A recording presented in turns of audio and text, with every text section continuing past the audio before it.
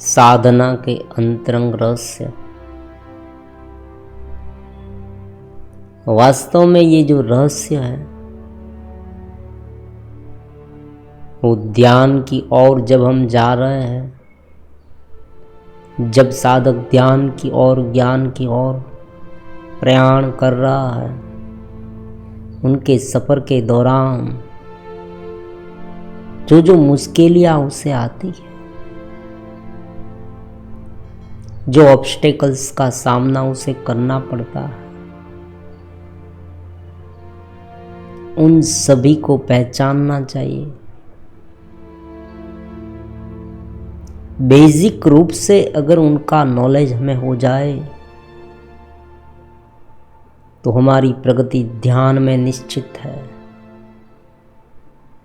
ज्ञान की स्थिति धीरे धीरे अपने आप आ जाएगी। कौन कौन से अलग अलग कसाय हमें परेशान कर रहे हैं, मार्ग में रोड़ा बन के खड़े हैं, अलग अलग कमेंट के माध्यम से ये मालूम हुआ कि साधक साधना करने के लिए तैयार है। कोई एक ऐसे प्रॉब्लम्स में वो फंस जाता है, उनमें ही उलझ जाता है, उसे ठीक से मालूम नहीं पड़ता कि उनका क्या किया जाए। खास करके जो इस जगत में रहते हैं, ऐसे साधक हैं,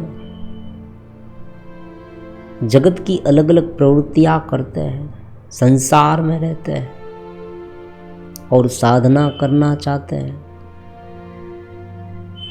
ध्यान में आगे बढ़ना चाहते हैं, चित्त स्थिति प्राप्त करना चाहते हैं। उनके लिए ये बहुत महत्वपूर्ण सीरीज है। ये पूरी तरह से व्यावहारिक है, प्रैक्टिकल। जीवन व्यवहार में हमें जो जो प्रॉब्लम्स आते हैं उनका ये वर्णन है। बार बार एक कमेंट पूछी जाती है कि इस अनियंत्रित माइंड का क्या करें।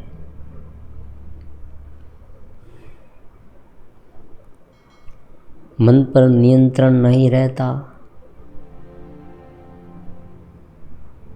साधक चाहता है ऊपर उठना, ध्यान भी करता है, लेकिन उनका मन नियंत्रित नहीं है, कंट्रोल में नहीं है, अपने वश में नहीं है। बार बार इधर उधर चला जाता है।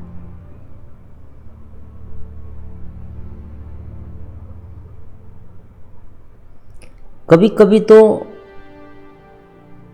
उसे ऐसा लगने लगता है कि ये मुझसे होगा ही नहीं, ये ध्यान मेरे बस की बात नहीं है, ज्ञान मेरे बस की बात नहीं है, क्योंकि ये जो मन है वो इतना व्यग्र रहता है। और आज का माहौल आप देखें तो बाह्य जीवन की जो आपाधापी है,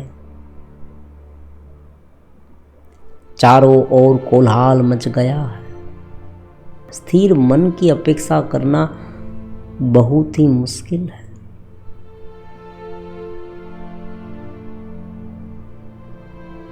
क्योंकि कोई भी घटना, एक छोटी सी घटना भी मन को विह्वल कर देती है। आज हम ये समझने की कोशिश करेंगे कि इस अनियंत्रित माइंड को कंट्रोल में कैसे करें।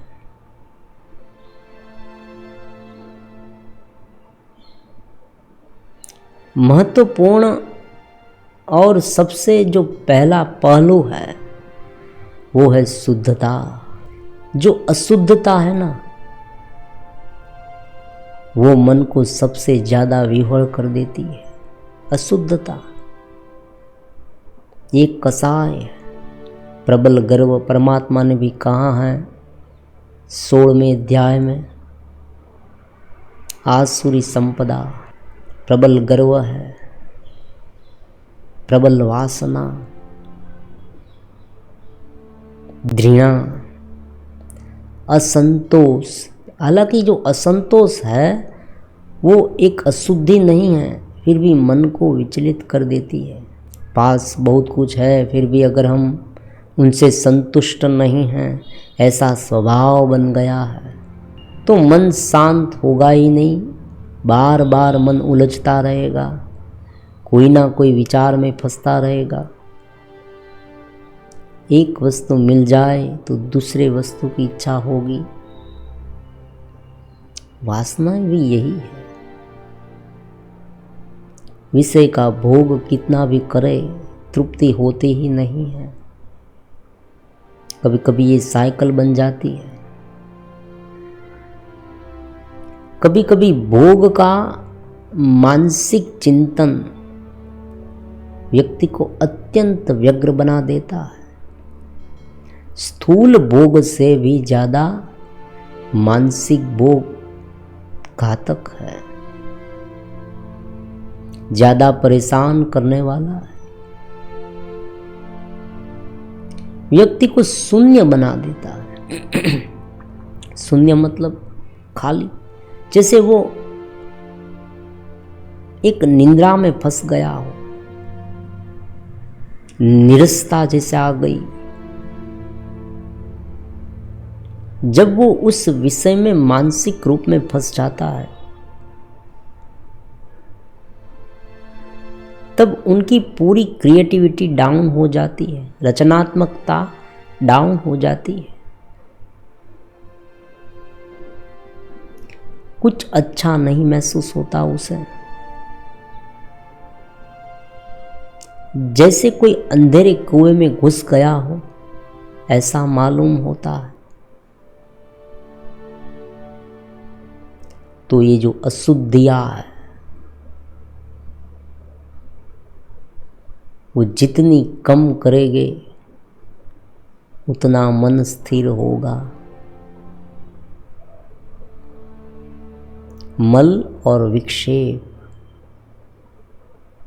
ये दो महत्वपूर्ण पहलू है। अगर बाल्टी में जो पानी रखा है वो अशुद्ध है और चलित है, तो उनके भीतर रखी हुई कोई भी चीज वस्तु में दिखाई नहीं देगी। तो बहुत ही सहज बात है कि सबसे पहले शुद्धता लाए, लेकिन शुद्धता लाए तो कैसे लाए?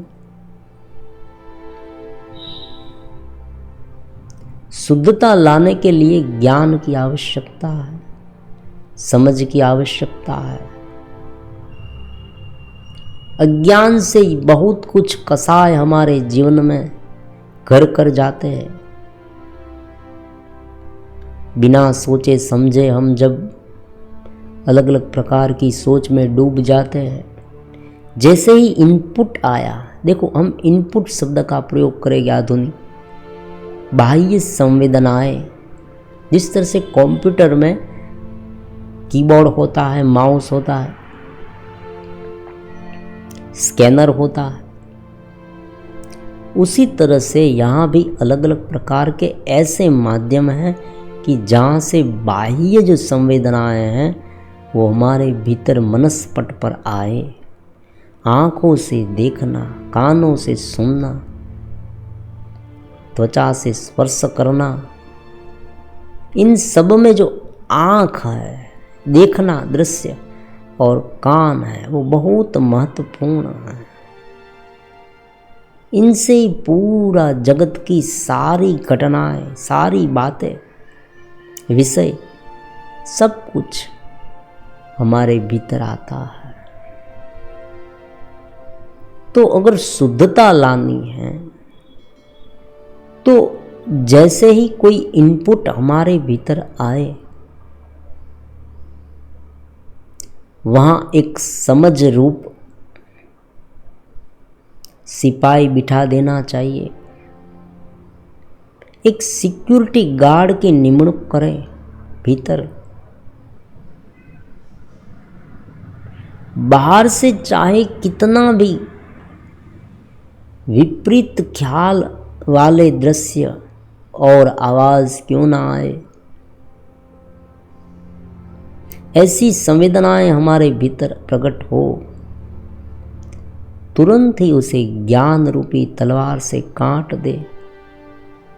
परमात्मा ने भी कहा, संग शस्त्रेण दृढ़ेन चित्वा। समझ अशुद्धियों का निकाल इस तरह से होगा, सबसे पहले बाहर से जो आ रहा है उन्हें शुद्ध करे, रोके नहीं, समझे। रोकने से कुछ नहीं होगा। आप आंख बंद कर देंगे, कितनी देर तक आंख बंद कर देंगे?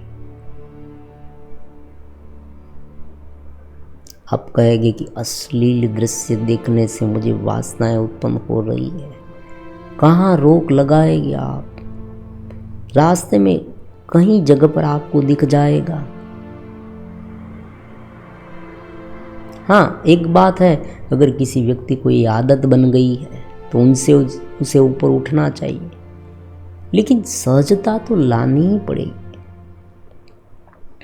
जो दृश्य हमें दिख रहे हैं वो क्रोधपूर्ण हो, क्रोध मतलब हमें गुस्सा दिलाने वाले हो,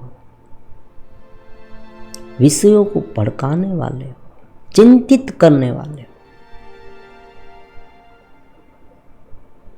हमें अत्यंत लालचू कर देने वाले हो, ग्रीडी, लोभ में प्रवृत्त कर देने वाले हो,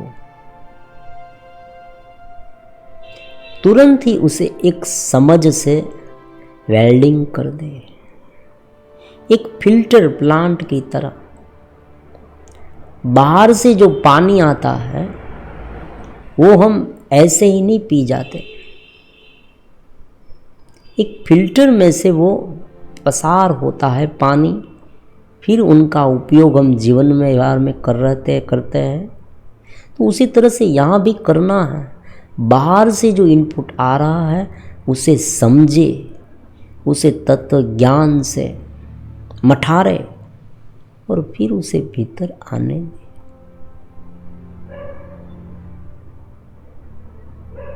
और दूसरी बात है मन की कल्पना। ज़्यादा कल्पना में मत जिए।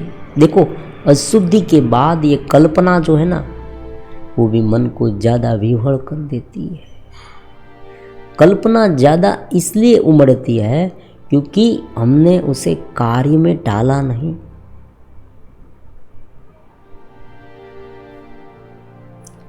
अगर हमने ये सोचा कि मुझे ये करना है तो शुरू कर दे। कोई भी दिव्य कार्य हो,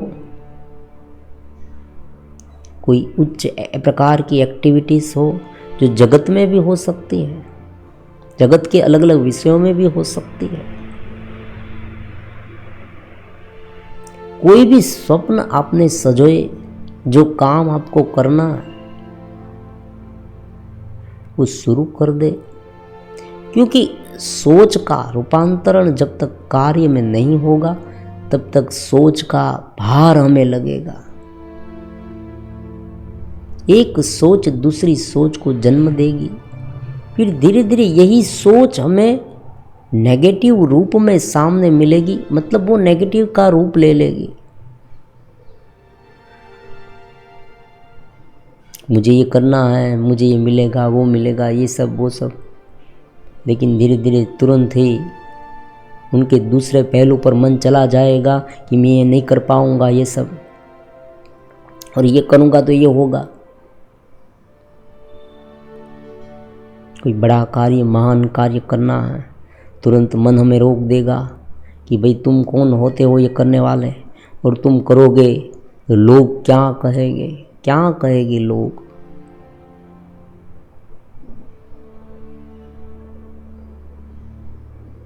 मत करे ऐसी गलतियां। कार्य में रूपांतरण करे, अशुद्धियों को हटाए, अशुद्धि को हटाने के लिए फिल्टर करे, समझ विकसित करे। जैसे ही आप उसे कार्य में तब्दील कर देंगे विचारों को, धीरे धीरे विचार अपने आप शांत होने लगेंगे।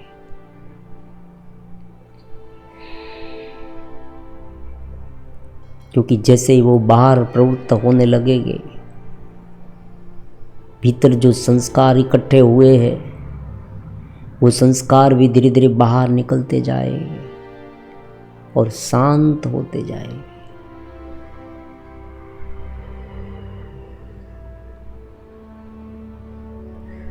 अब जो तीसरी बात है वो एक ऐसी आदत है कि जो हमने पाल रखी है। ये अनुभव हरेक को होगा, खास करके जो युवा है उसने कभी ये सब सुना नहीं है। ज्ञान ध्यान के बारे में उसे कुछ पता ही नहीं है। अपने जीवन ध्येय में वो सजग नहीं है। केवल बाह्य जो आवेग है, बाह्य जो अलग अलग संवेदनाएं हैं, इस जगत में जो हो रहा है, जो अन्य लोगों के माध्यम से केवल लुभाने वाला। देखो यहाँ ये बहुत बहुत बड़ी बात आज हो गई है। इंफॉर्मेशन जितनी ज़्यादा है उतनी ज़्यादा तादाद में ऐसे लोग आ गए सामने कि जो अपनी बात रखने का प्रयास कर रहे हैं और अपनी ओर आकर्षित करने का प्रयास कर रहे हैं। मेरा कंटेंट देखो, मुझे देखो, अपनी ओर खींचने के लिए किसी भी तरह का अलग अलग प्रकार का वो कंटेंट हमारे सामने रख देते हैं, चाहे वो कैसा भी हो। तो यहाँ क्या होता है, अगर कुछ पता नहीं है, अगर नियमित रूप से साधना नहीं है, गुरु उपदेश से जुड़े नहीं है, समझ नहीं है, तो ज्ञानवशात कोई ना कोई एक ऐसे कंटेंट में हम फंस जाएंगे। फिर धीरे धीरे वो हमारे जीवन में आदत का रूप ले लेगा। कोई क्रिया, कोई व्यसन, ये व्यसन बन जाएगा।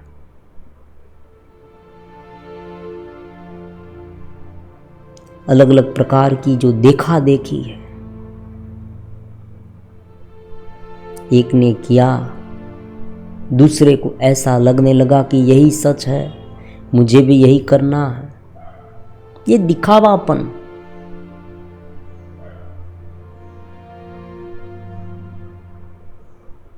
मुझे बहुत इसमें आनंद आता है और यही जीवन का लक्ष्य है, ये बताकर दूसरे व्यक्ति को प्रलोभित करना।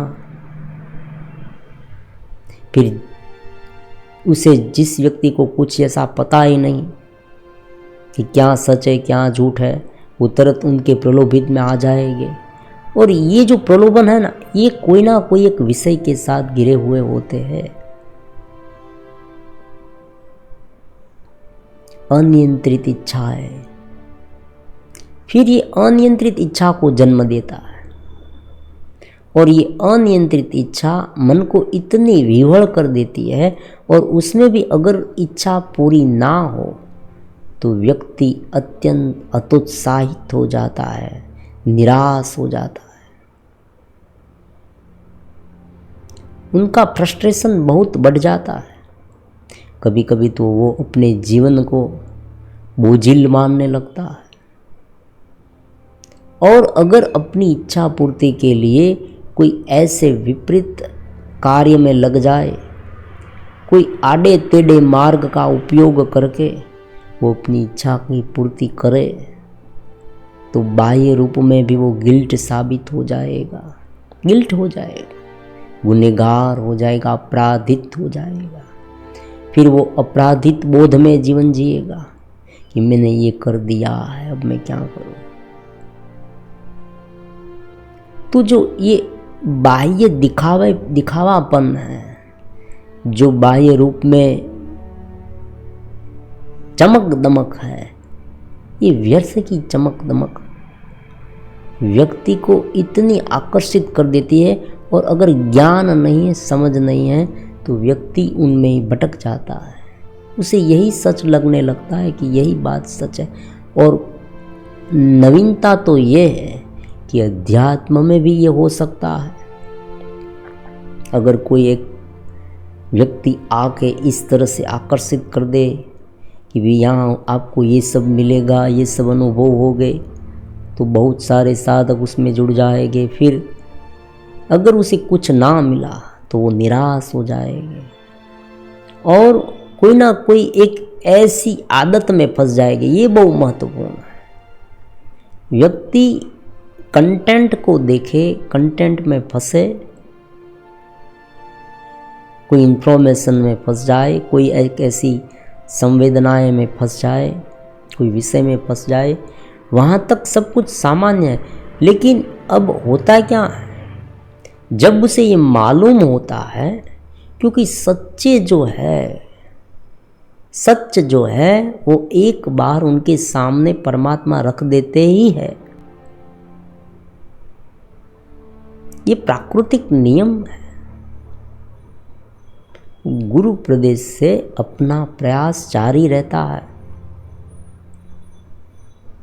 क्योंकि ये जो ऋषि मुनियों ने अलग अलग प्रकार के बहुत सारे शास्त्र लिखे हैं, ग्रंथ लिखे हैं, और उनके अनुसार जो साधनाएं जिसने की है, उनकी ओर से ये प्रयास जारी रहते हैं। और जब साधक जाग भी जाता है कि ये मैं जो कर रहा हूं वो वास्तव में मुझे उलझा देने वाला है, ये मन की अशुद्धता बढ़ा देता है, मन अस्थिर कर देता है, बहुत सारे संस्कारों को मेरे भीतर स्टोर कर देता है, फिर यही संस्कार मुझे चित्त स्थिति में जाने के लिए रोक देते हैं। तो ये वास्तव में कसा है समझ गया, फिर भी उनसे छूट नहीं सकता। आप कहेंगे ऐसा क्यों होता है? एक आदत है। प्रकृति जड़त्व का सिद्धांत को मान रही है, उनका पालन कर रही है, उनके अनुसार बर्ताव करती है। ये जड़त्व है। जो चीज वहां पड़ी है उसे वहां से हटाने के लिए हमें बहुत सारा बल लगाना पड़ेगा। तो यहां भी यही बात है कि मन एक ऐसी आदत में गिर गया और उस आदत के माध्यम से मुझे आनंद मिल रहा है, ऐसी मान्यता उनके मन में घर कर गई। फिर धीरे धीरे वो एक ऐसी आदत में फंस गया, फिर यही आदत उसे पकड़ कर रखेगी। शुरुआत में वो क्या करेगा, विषय को पकड़ेगा, लेकिन बाद में विषय उसे पकड़ेगा। ये एक लिमिट होती है। जैसे जैसे व्यक्ति इस लिमिट को क्रॉस करता जाएगा, फंसता जाएगा, साधक उसमें फंसता जाएगा, फिर जल्दी से वो निकल नहीं पाएगा। ये जगत की कोई भी चीज वस्तुओं में ये आदत है।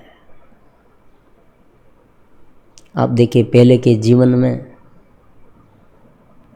पहले के जमाने में लोगों को बहुत कम जरूरत थी, कम चीज वस्तुओं से वो जीवन निर्वाह कर सकते थे। उस समय तो बिजली भी नहीं थी, दूर दूर जगह से पानी लाना पड़ता था, फिर भी लोग जीवन जी रहे थे। और उस समय बीमारियां भी कम थी, आज के जैसी नहीं थी। लेकिन जैसे जैसे ये साधन, सुख सगवड़ता बढ़ती गई, फैसिलिटी बढ़ती गई, व्यक्ति अब इनके बिना नहीं रह सकता। आप देखें, अगर बिजली चली गई और मोबाइल हाथ में नहीं है तो व्यक्ति पागल हो जाता है, इधर उधर दौड़ने लगता है, चिल्लाने लगता है, अरे ये क्या है, ये कैसी व्यवस्था है, कब मिलेगा ये सब, कनेक्टिविटी कब आएगी।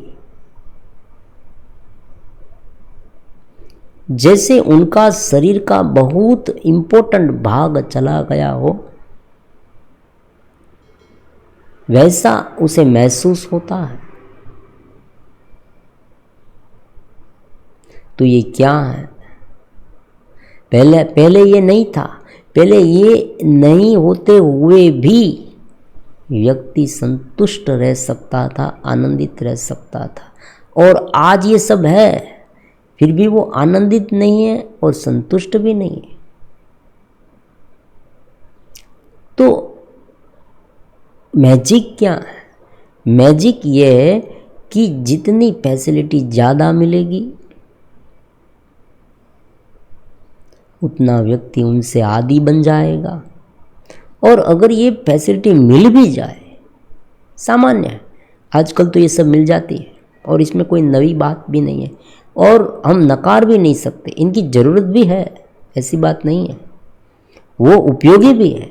ज्ञान के लेवल पर अगर उनका प्रयोग किया जाए, साधना के लेवल पर, जागृति के लेवल पर, तो ये सबसे बड़ा मूल्यवान साधन बन सकती है। तो जो हमें बाधा रूप थी वो साधक के रूप में हमारे सामने आ सकती है, लेकिन अव्यवहार उपयोग अगर उसका हो गया और इतने आदत से मजबूर हो गए, इनके आदी हो गए, तो यही जो साधन है, यही सुख सगवड़ता है, वो मन को और विचलित कर देगी, मन उनमें रहेगा। और नवीनता की बात समझे कि जितनी सुख सुविधाएं बढ़ती है उतना मन भी व्यग्र होता है। मन क्यों व्यग्र होता है, अब समझे कि जब हमने ये सोच रखा था कि ये सब मुझे मिलेगा तब मुझे पूर्ण रूप से आनंद और संतोष मिल जाएगा, लेकिन वो जब मिला तब कोई दूसरी इच्छा, तब हम कोई दूसरा एम रख, बात ये नहीं है। अब देखो कोई लोग ये भी बता रहे हैं कि अगर व्यक्ति जैसे कोई मन में डिज़ायर ही ना रखे, कोई सोच ही ना रखे, तो मानव जात के लिए जो अलग अलग प्रकार की सुख सुविधाएं हैं, जो जरूरी है, जो रोगों को निवारने वाली शक्तियां हैं अलग अलग प्रकार की, वो भी शोध नहीं हो पाएगी। तो उनका उत्तर ये है कि व्यक्ति को डिजायर रखनी, आगे बढ़ना है, लेकिन पूर्ण रूप भाव से। तो इस तरह से ये अशुद्धियां है,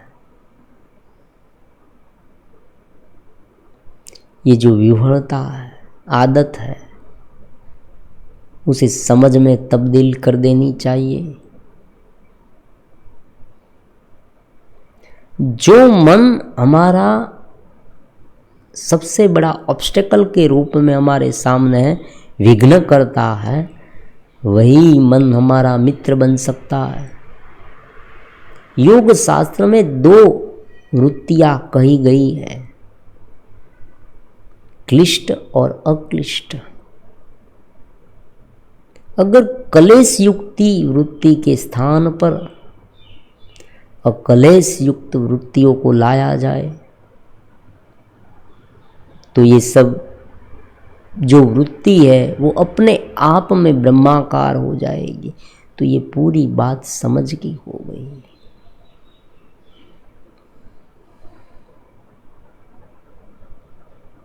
बाहर से इनपुट जितना शुद्ध करे मन शांत रहेगा, समझ जितनी विकसित करे मन शांत रहेगा। कंटेंट को देखे, अपने को अंधेरे में रखकर आदत में ना डाले, क्योंकि यही आदत हमें परेशान करने वाली है। तो यहाँ ज्ञान की बात आ गई, जिस तरह से बच्चे में होता है। अब देखें, छोटा सा बच्चा है, उसे मालूम नहीं क्या सच है क्या झूठ है। अगर उसे आपने मोबाइल थमा दिया तो मोबाइल में जो कुछ वो देखेगा वो सच है वही मानेगा और ऐसा करने लगेगा। आप जो कुछ उसे खिलाएंगे उसे चटपटा मजा आएगी, फिर वो बार बार वही खाने की इच्छा करेगा।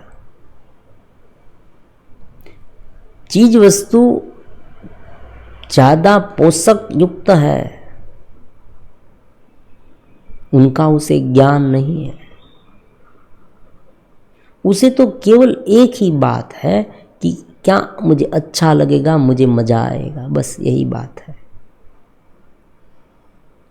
और जो लोग उसे लुभाते हैं वो इसी प्रकार के कंटेंट, इसी प्रकार की चीज वस्तुएं, इसी प्रकार के विषय सामग्रियां उनके सामने रख देते हैं।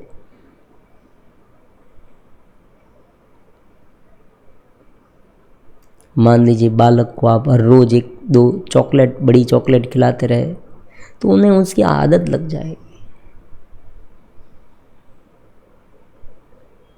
क्योंकि उसे मालूम तो नहीं है।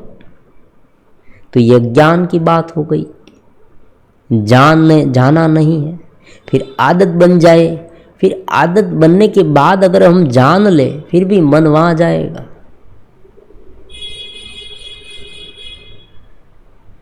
लोगों को ये बात पता है कि ये जो अलग अलग प्रकार की तंबाकू है, ये जो ड्रिंक्स है, अल्कोहल है, ये हमारे शरीर में नुकसान करता है। ये ड्रग्स है, ये हमारे शरीर को, हमारे चेता तंतु को बहुत बड़ी हानि पहुंचा सकता है, फिर भी व्यक्ति उनसे छूट नहीं सकता।